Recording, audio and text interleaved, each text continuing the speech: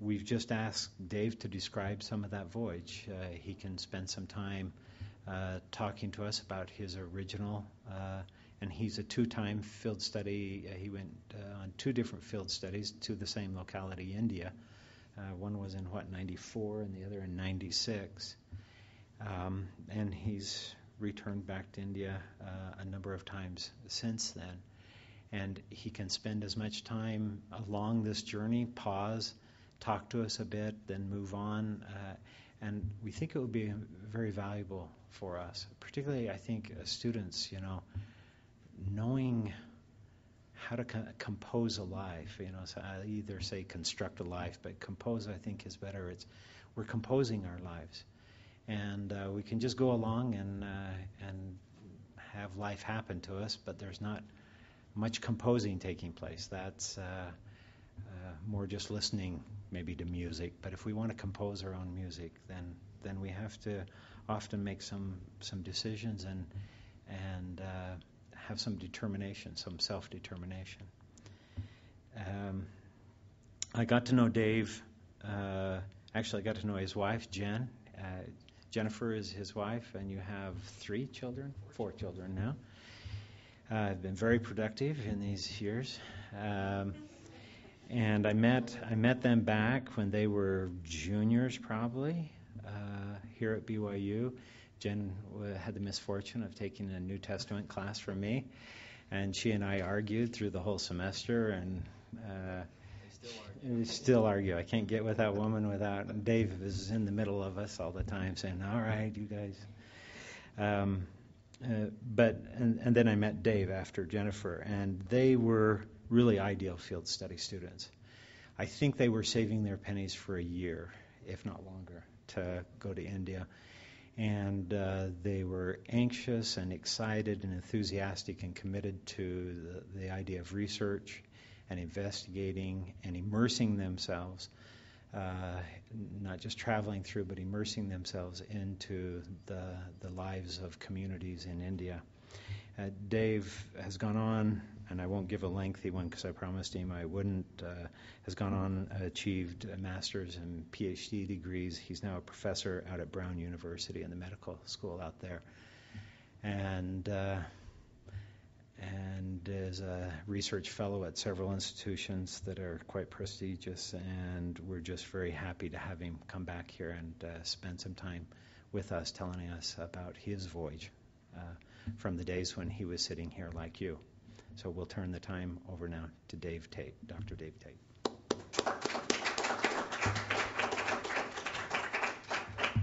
Well, I appreciate that introduction. It makes me feel a little bit better about the way I prepared this lecture because I'm going to be quite informal. And I think this mic is a little too formal for me, actually. So I'm going to put it down. If you can't hear me, let me know.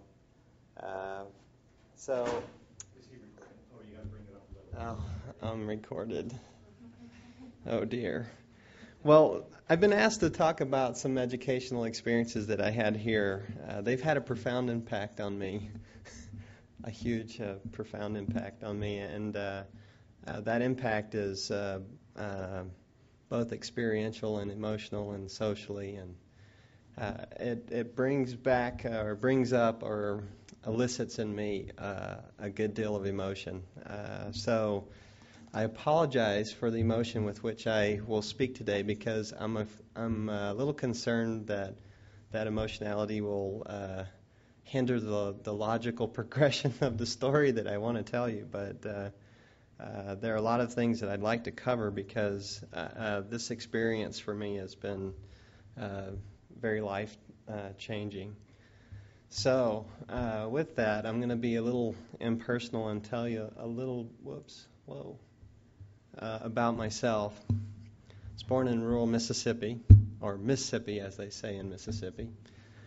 I came to BYU back in 1986. That was a long time ago. I came here for one reason. I wanted to play football. I grew up in the South where football is more like religion, and so I came here to play football despite my size. I was pretty fast. I did want to play, but that didn't last too long. given that my knees didn't stand up to much of the requirements of football. So I then served a mission in Jamaica, LDS mission there for 2 years, and another profound cross-cultural experience for me. And then I graduated for the first time in 1994 with a bachelor's degree in both anthropology and psychology. And then I graduated again from BYU, parenthetically again there in 2003 with a graduate degree, PhD in clinical psychology with an emphasis in neuropsychology. I'll tell you, neuropsychology is essentially deals with the interaction between the brain and behavior. And you might wonder what neuropsychology has to do with cultural issues and things like that. But hopefully by the time we're done with this, you'll have some sort of insights into the interface between culture and brain development and culture and experience. So, introduce my family. This is my wife and my 4 children, 2 boys, 2 girls. Is that the temple where you got married? That's the temple we got married in, up at the top corner there. Anyway, I'm not controlling this very well either. I met Dave Schuler as an undergraduate, like you said, through my wife, who heard from Dave Schuler about an opportunity to go to India. And I remember the day sitting outside the Joseph Smith building out there on the floor waiting for my wife to come out of the class. And when she came out, she was like, "We're going to India." And I went, "Okay." We're going to India. And that, lo and behold, through the persistence of my wife, instigated a whole series of changes and events in my life that have led me to where I'm at now. That eventually, after Dave correctly told you, after we saved for about a year and a half, I think it was actually, we went to India the first time in 1994. Where we spent a lot of time in Coimbatore, which is in the southern state of Tamil Nadu. There, my wife doing field studies in women's issues, and me studying educational systems, and also studying child development in a very unique way that I'm going to tell you about here in a minute. So. This eventually led to a second experience in India. We enjoyed it so much the first time that we took advantage of the opportunity that was presented to us again to go to India in 1996, completing additional studies there. To list some of the things, the personal impacts that this experience has had on me, and these are broad categories because within each one we could talk about very specific things and issues. But through these experiences, I was introduced to the field of anthropology. And I remember Dave Schuler saying one time that in our class in 101, actually over here in the, what's the science building? The Clyde building, yeah. Downstairs in the Clyde building, during a lecture one day, he made the comment that he absolutely believed and knew that God was a great anthropologist. And I don't think so. Actually, he's no respecter of persons, and that's what anthropology is teaching us. And so it introduced me to this field. And as I learned more and more about these things in anthropology, research skills and different ideas, I began to see the value of studying anthropology and the interface that it has with psychology and even neurology. And so way back then, I began to appreciate the importance and the relevance of the field of anthropology. If I had my wish, I would, and I came back to BYU, I would encourage all of my students to have at least an introduction to anthropology and I would probably encourage them to go beyond that and at least have a minor in anthropology, given that it interfaces very well with many different disciplines. And I'm grateful for that introduction that I had to anthropology. It also taught me important qualitative and research skills that psychology wasn't teaching me. And it's also provided these a very good foundation for which I have benefited in terms of opportunities, both occupational and research-wise. So I'm going to talk a little bit more specifically about this aspect because it leads me into some of the studies and research that I've been conducting here currently, and I'd like to tell you a little bit about that because I think it has huge ramifications for each of us. Some of the stuff that I've been doing, especially the HIV work that I've been working with people throughout the world on that.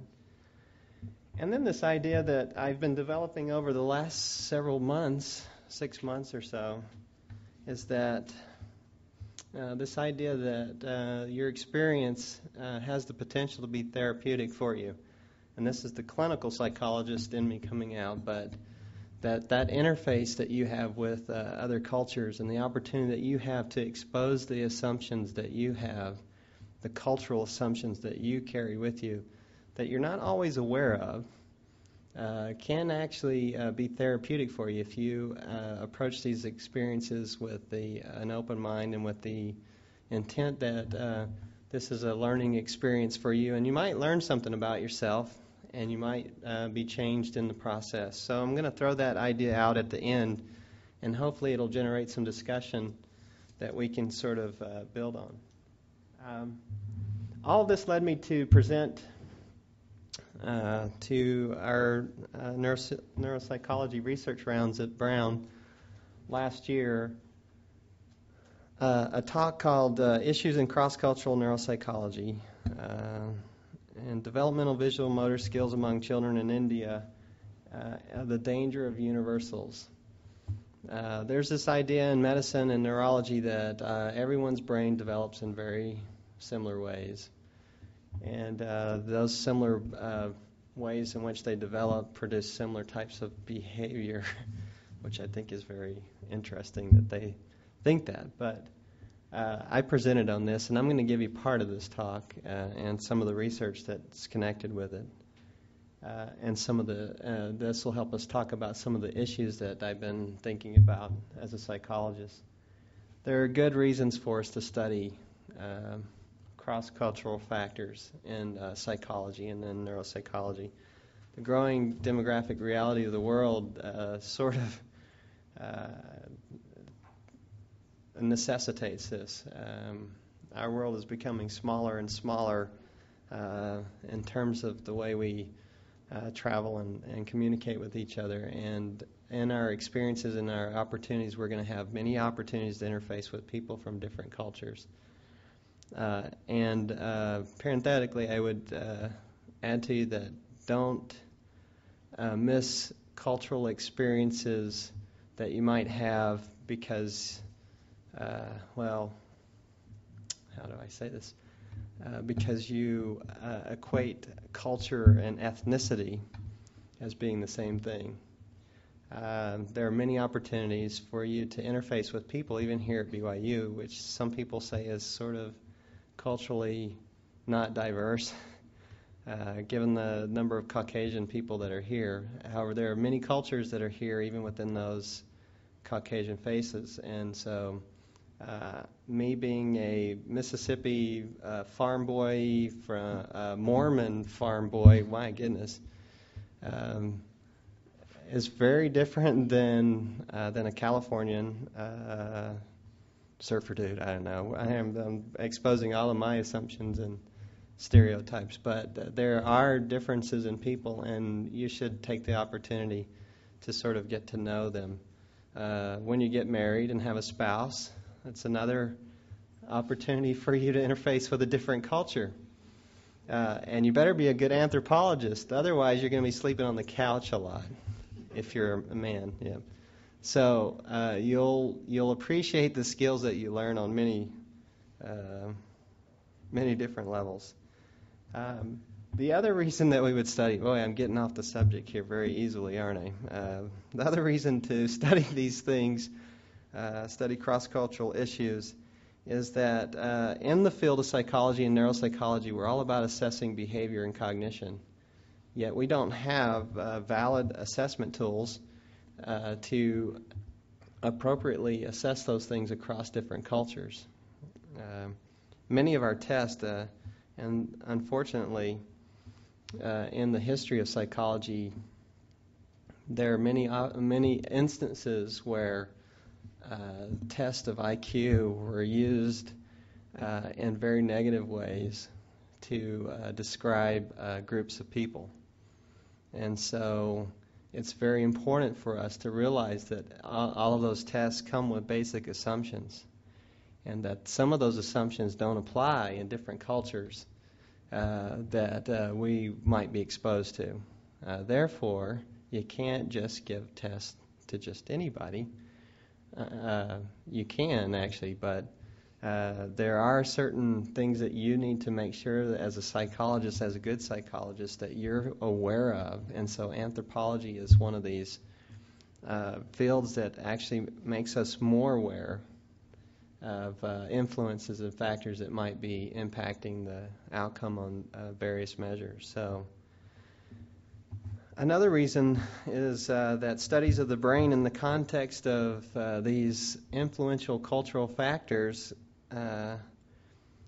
which we're coming to understand affect the growth and development of the brain, can lead to new insights on how our brain grows and how it adapts to the circumstances that we find ourselves in. So we can learn more about the brain and how it develops. So I think that that's another good reason for us to think about cross-cultural issues. And then I'm going to keep coming back to this one, that there is also a benefit of us personally interacting with these other cultures, which makes us better world citizens, that promotes cooperation and understanding to a level that we really definitely need in the world today. If we could learn to cooperate and actually one of the initiatives at NIH right now is to establish cross-cultural research opportunities. So another reason for you to have these kind of experiences, if you ever hope to go on and get advanced degrees and do research in any field, NIH is going to encourage you by withholding money to bridge these gaps between different disciplines. Each discipline has their own culture. I mean, there are so many ways that this plays in, but also become better world citizens and to work with other organizations throughout the world to do research so that we understand these problems that are presenting to us throughout the world in our research. There are barriers, however, to cross-cultural research. Probably one of the biggest ones in psychology is we don't know how to define culture.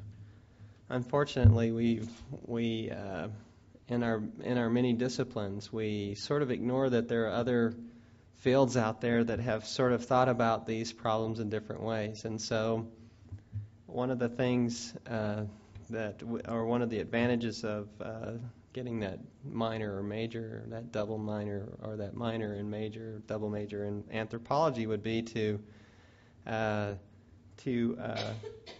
learn how to define culture and what variables we might be looking at that might have an impact. And then, actually, my notes are not right here, so I'm missing a page, so I'll turn and look at this. And I mentioned earlier that in psychological studies that sometimes the data has been misused to misrepresent other populations.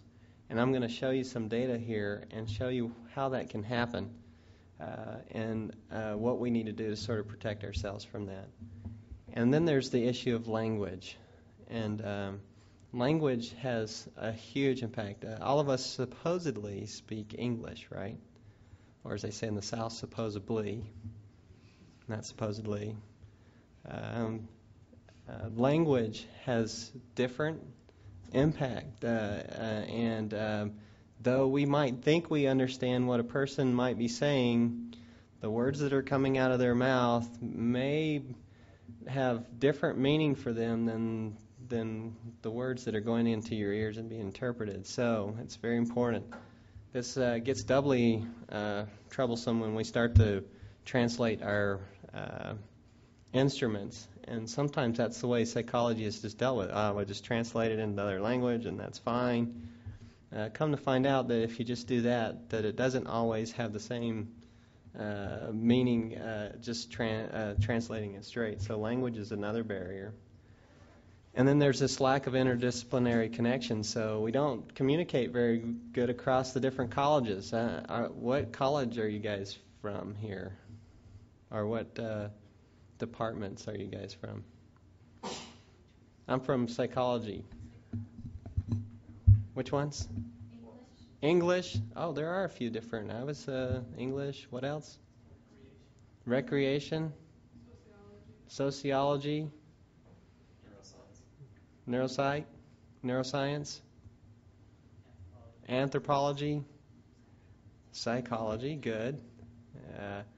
Well, there's many opportunities in here, and you guys should sit around and talk to each other after this experience today, and you might find that there are good ideas that you guys could collaborate on. And I would encourage you to do that as much as you can, because there are opportunities for you to learn. It's another cross-cultural experience that you can have within the university here. And finally, well, not finally, but one of the last issues I'd like to make you aware of is that we're often unaware of our cultural experience or our cultural assumptions that we have. So if we don't know it's there, we could go on and interpret these tests in ways that we've always done, and it wouldn't bother us to interpret them that way. We have to become aware of the fact that we are making certain assumptions when we're doing this. And again, I'm going to plug that therapeutic nature of that. As we become aware of them, then we are more capable of changing that. If we don't like the assumptions that we base our behavior on, then we can change them. And that has impact on your brain, consequently. Anyway, that's another story. I'm getting way behind here, so I'm gonna skip a few things. I took them through several definitions of anthropological definitions of what culture is, and Dave Schuler might recognize this because I think I actually stole it from him and just copied it wholeheartedly from some of the things, the materials that I had, and even more than that, I took his great definition that he gives in his class about what culture is. It's that complex whole. It's characteristic of a group. It interprets, and this is the part that I think is important for at least psychologists. It interprets. Actually, it's important for all of you.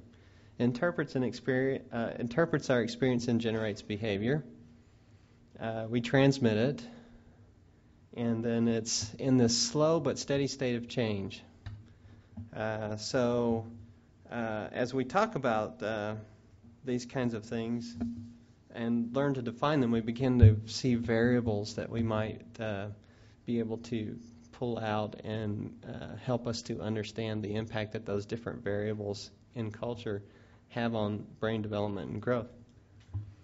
And we've talked about that a little bit, compounds language. So I'm going to take you to a research study I did in India. I want to leave some time at the end, so I'm going to skip a few things because I'd like to talk to you a little bit without this microphone. But we went to India, 94, 96, to the state of Tamil Nadu down here in southern India, to a city called Coimbatore. We actually lived out in the villages around Coimbatore, but there I had the opportunity when, I don't know if you guys know Aaron Bigler, a pretty famous neuropsychologist here on campus, internationally known neuropsychologist.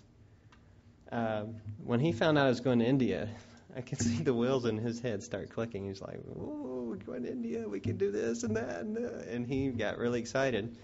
And consequently, we began to develop a research study that I could do there. And being an undergraduate, it's kind of limiting in the kind of psychological research you could do.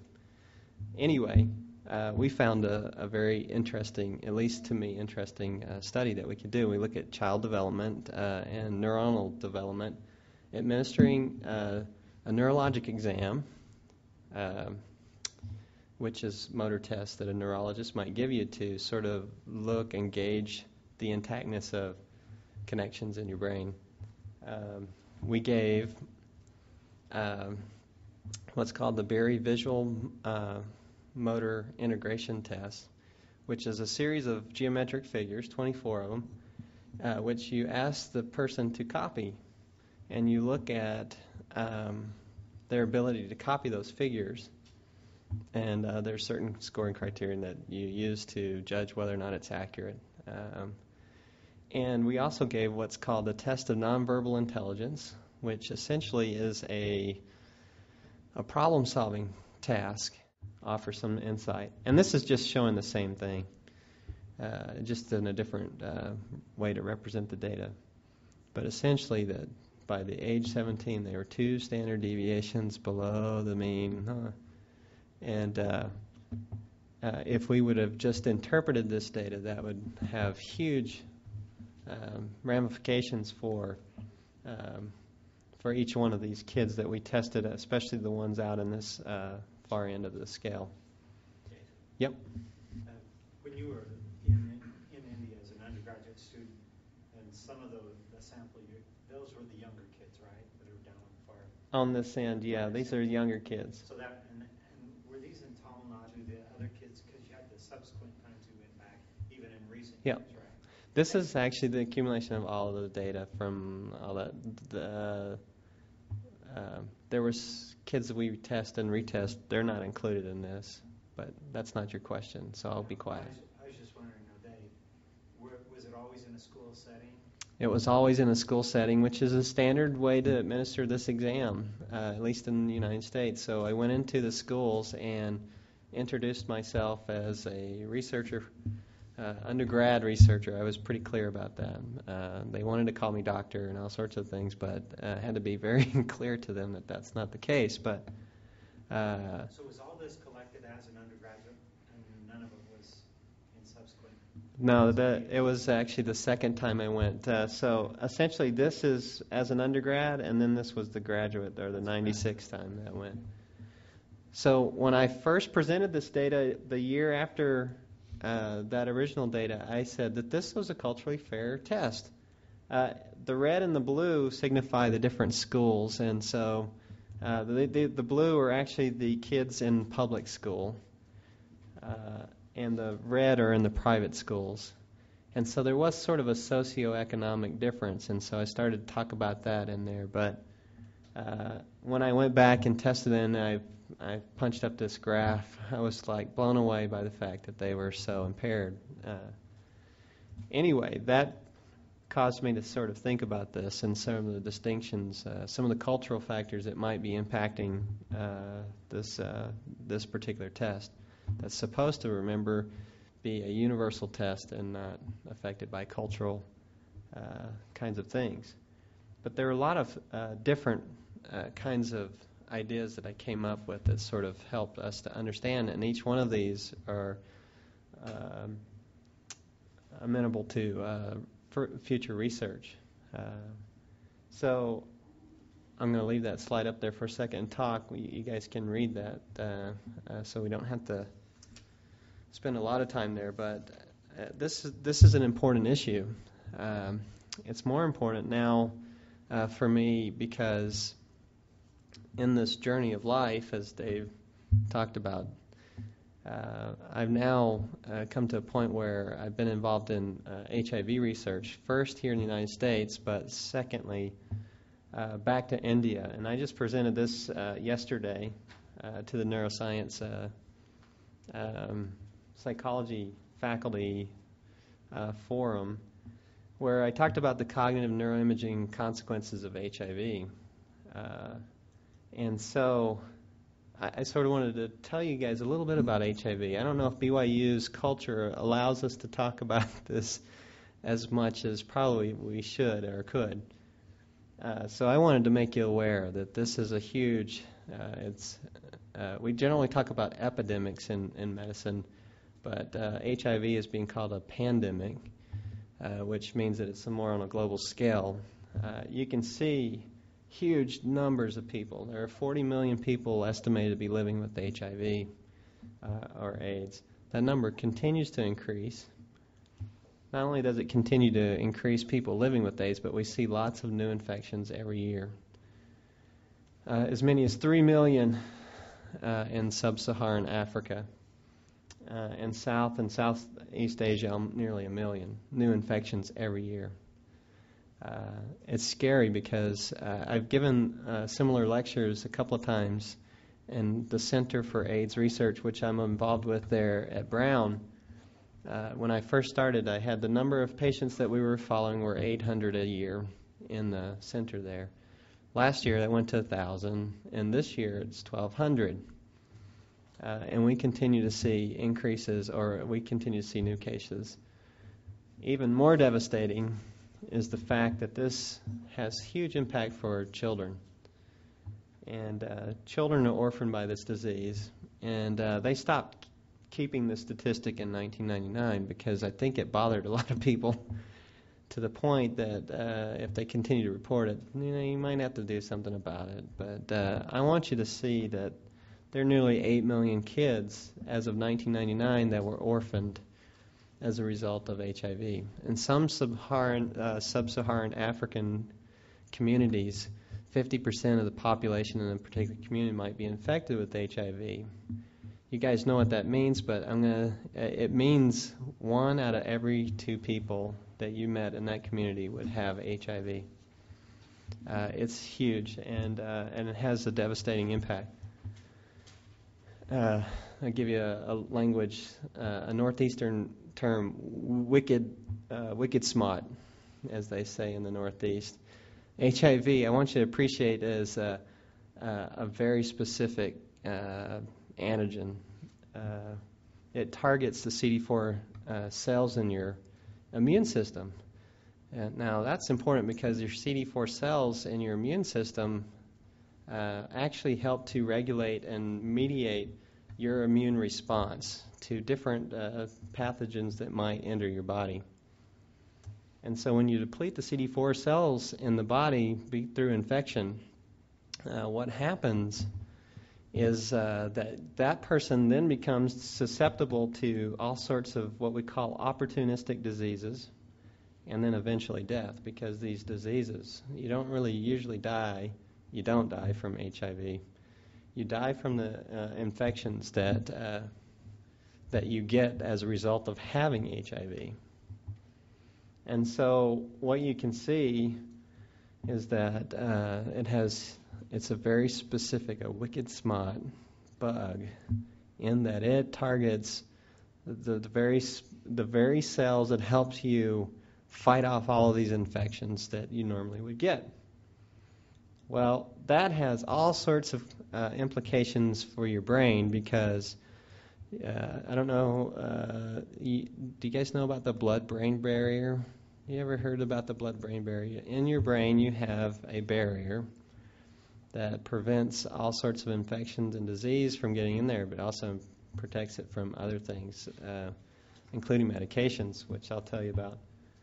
But HIV gets captured or gets encapsulated in the macrophages. These are those cells that run around and eat up things. You know, they're kind of cool cells. They're very aggressive and very interesting. They'll send these little fibers off of their cell bodies, and they attach to whatever they're trying to get rid of, and they'll pull them in, and they'll wrap around it and eat it. Well, they do this to HIV because HIV is not supposed to be in your body, right? So they eat this, but then they, in that macrophage, can slip in and out of this blood-brain barrier because your blood-brain barrier recognizes it. Oh, it's macrophage. We've seen him before. He can come in and do his thing.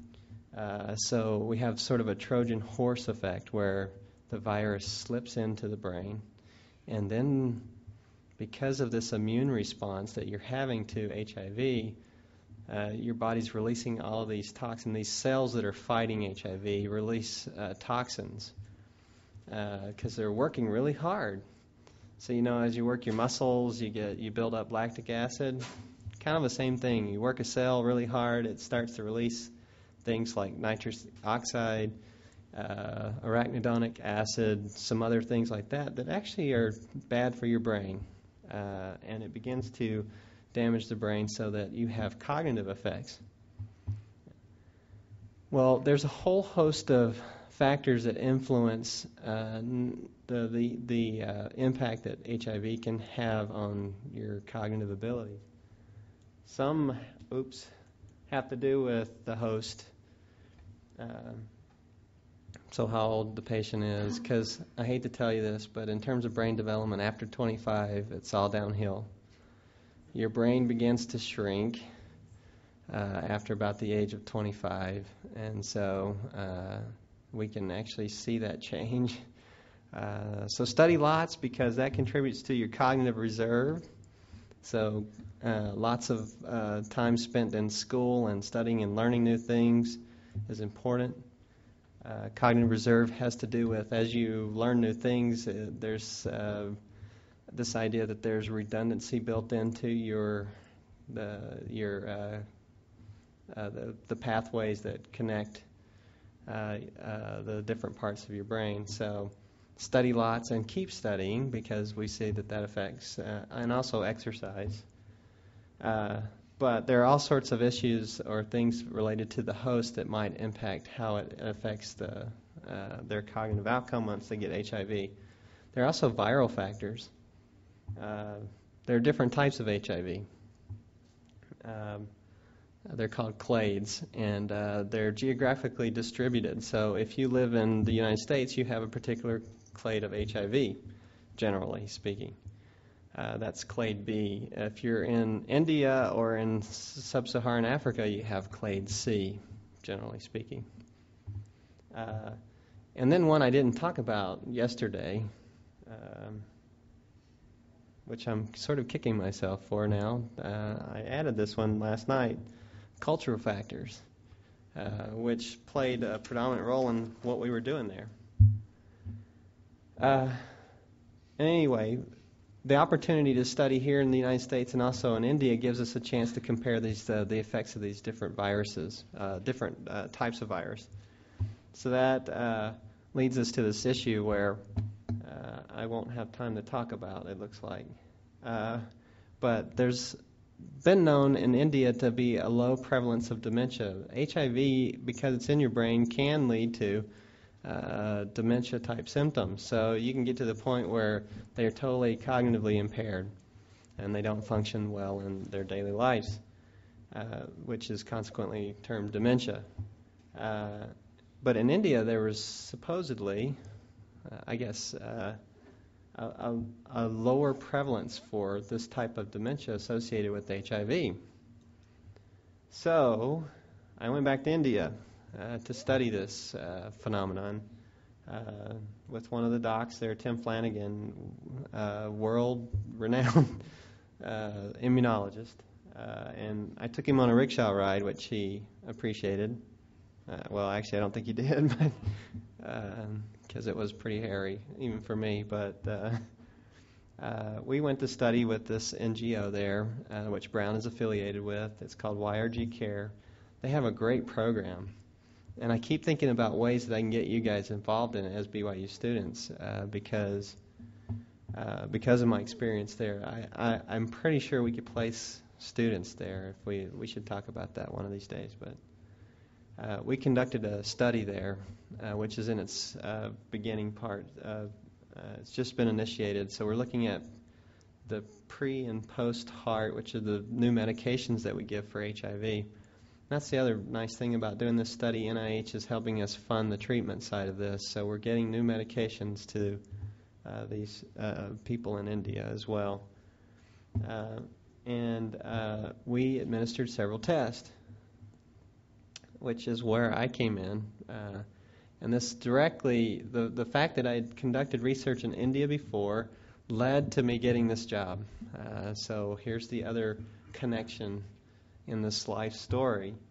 Because I conducted research in India, Tim Flanagan had seen that on my CV and said, I'm thinking about doing a study in India. Would you like to be a part of that? And of course it meant money for me, so I said sure, because I needed to support my wife and 4 children. But more than that, it gave me the opportunity to go back to India, which I really enjoy. It's all because I sat on that bench in Hyderabad. I keep going back. So if you go to India and you don't want to go back, don't sit on the bench in Hyderabad, because they say if you do, you'll come back to India. And my wife and I sat on the bench, and we've been back to India. So it works. I don't know. Go figure. But we had to give these unique tests, verbal and visual learning and memory. And given what I knew about the visual kinds of things and spatial perception things, we couldn't just administer these tests outright to them. So we had to modify them. And so we spent some time in India trying to figure out what the best way to modify these tests. And so that was very enjoyable for me, and it gave me an opportunity to sort of talk about all of these issues that I've sort of mentioned. But come to find out, and unfortunately, through the process of doing this research, what we see is that this clade C virus does not appear to be protective.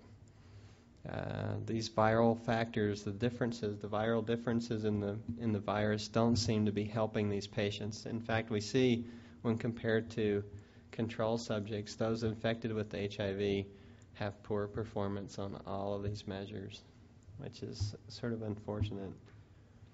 And this has been corroborated by some other studies. But there's other issues and more things to this study. This study continues to be developing over time, and there are many issues that we still have to address. And what I'm telling you is that the experiences that I've had in India directly impact my ability to contribute to this study in ways that are very productive, I believe. So they help us contribute to this global awareness that I was talking about originally, and also help us or keep us from making assumptions about some of the findings that we might get that might be detrimental to these people. And then I sort of wanted to get back to this issue. I apologize, I jumped all over the place for you guys today. But on a personal level, I think these experiences have the potential to be extremely therapeutic. The whole idea behind therapy, in order to be a neuropsychologist, you've got to be trained as a clinical psychologist. So, and then you specialize in neuropsychology. The whole idea behind therapy is to expose underlying assumptions that people have that sort of generate and guide their behavior. And you begin to challenge those assumptions. You challenge them in such a way that they get to evaluate whether or not they think that those assumptions are good. So I think that these opportunities on a personal level we have an opportunity to sort of engage in our own sort of therapy of sorts as we interact with these cultures and with these people, and as we sit down with them and have these moments where we connect with each other, we begin to see some of the assumptions that we make, and then we can evaluate them as being good or bad. I'm sort of reminded of the scripture, and I guess I can talk about scriptures because we're at BYU. You guys had a prayer for me and everything. That's cool. But in the scriptures, I totally forgot what I was going to say. In the scriptures, it has something to do with, what was I saying? Yeah, it reminded me of a scripture, which I quickly forgot.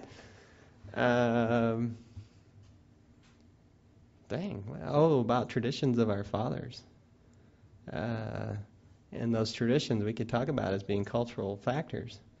And that in the 93rd section of the Doctrine and Covenants, it says that the evil one comes and takes away light and truth through disobedience and the traditions of our fathers, it says. So I think we owe it to ourselves and these opportunities that we have, and they present themselves all the time, regardless of the fact if you do field studies or not. They're there all the time. We can evaluate these assumptions and these traditions that we engage in all the time. And we can evaluate them for good or for bad, and then we can do something about it. So I would encourage you that as you participate in these programs and as you go out, and I would save your money, use student loans, whatever it takes, have this kind of experience. Be sure and pay them back, but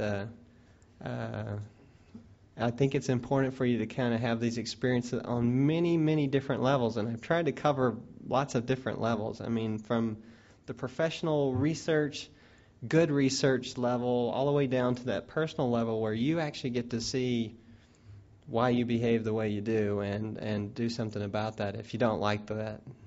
So I would encourage you guys to participate in these field studies, and I am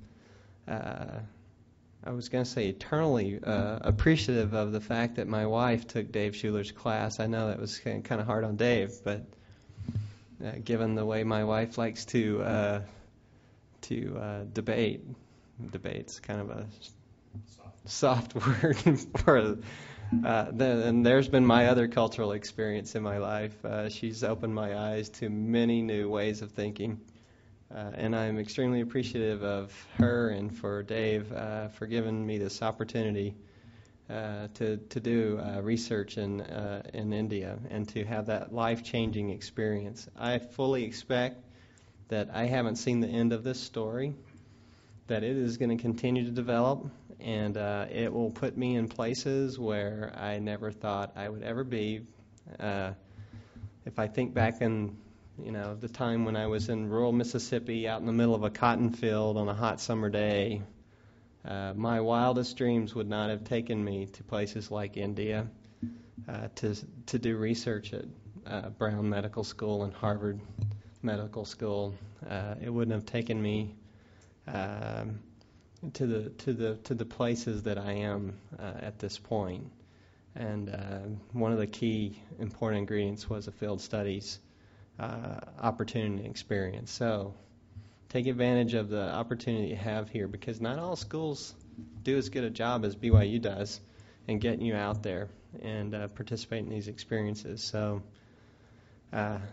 having said that, I hope that you'll think about these things. And I hope to publish this idea one of these days, because I think it's an important one that ought to be out there. So if there are any questions, or as they say in India, are there any doubts? Because obviously I did an excellent job of presenting here, so it's got to be doubts on your part that not questions. You can't question me. You can have doubts. But anyway, any questions? Let's take some questions. Dave, have you found that in the field of neuropsychology or whatever field it is, Neuropsychology, yeah. that people are open to the complexity of culture? Or do you feel like there's some assumptions about the universality of development and neuro? Yeah, that idea is still pretty strong. That tradition of our fathers is pretty strong in neuropsychology. However, it's changing, and if you look at the literature in neuropsychology and look at the major journals that are publishing neuropsych studies, you're starting to see all sorts of studies that are making inroads into this question of how culture, different aspects of culture interface with development of brain and the production of behavior, cognition. So yeah, it's changing. We're in that steady, slow but steady state of change in the culture of neuropsychology. But it takes you guys to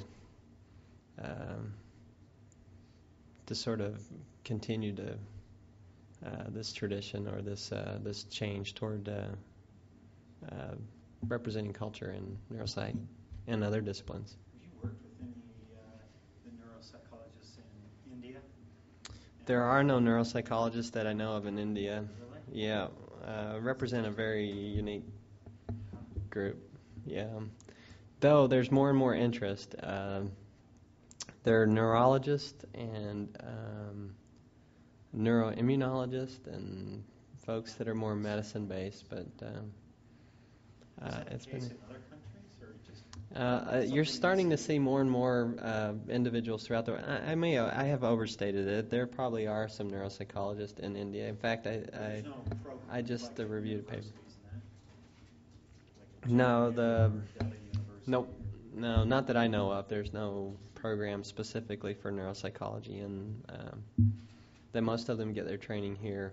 There is a neuropsychologist in Calcutta. Mumbai. So, because I just reviewed his paper, which was pretty good because he's talking about these kinds of things. So, I was excited to see that.